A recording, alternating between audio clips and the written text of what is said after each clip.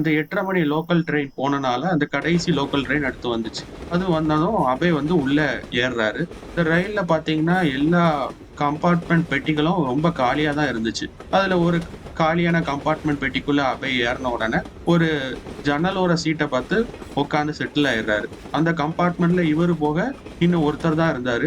அவரும் அடுத்த ஸ்டேஷன்ல இறங்கிட்டாரு. அவன் மட்டும் தான் தனியா அந்த ரயில் கம்பார்ட்மெண்ட்ல இருக்கான். ரொம்ப டயர்டா ஃபீல் பண்ணான். ஒரு நாள் ஃபுல்லா கோச்சிங் சென்டர்ல வேலை பார்த்தா எவ்வளோ டயர்டா இருக்கும் நமக்கு தெரியும்ல.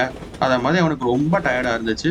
அதனால அவன் ரிலாக்ஸ் பண்றதுக்காக கொஞ்சம் கண்ண மூடுனான். அப்போ அந்த ஜன்னல் பக்கத்துல யாரோ இருக்கிற மாரி அவனுக்கு ஏதோ ஃபீல் ஆச்சு. சில நிமிஷங்கள்ல அவன் கண்ண திறந்து பார்க்குறான். யாரோ பக்கத்துல நிக்கிற மாரி இருந்துச்சு. கண்ண தொறந்து பார்த்ததும் ஒரு பொண்ணு நிக்கிறா, ஜன்னல் பக்கத்துல. அவளோட தோற்றத்த பார்த்தா நார்மலா தெரியல.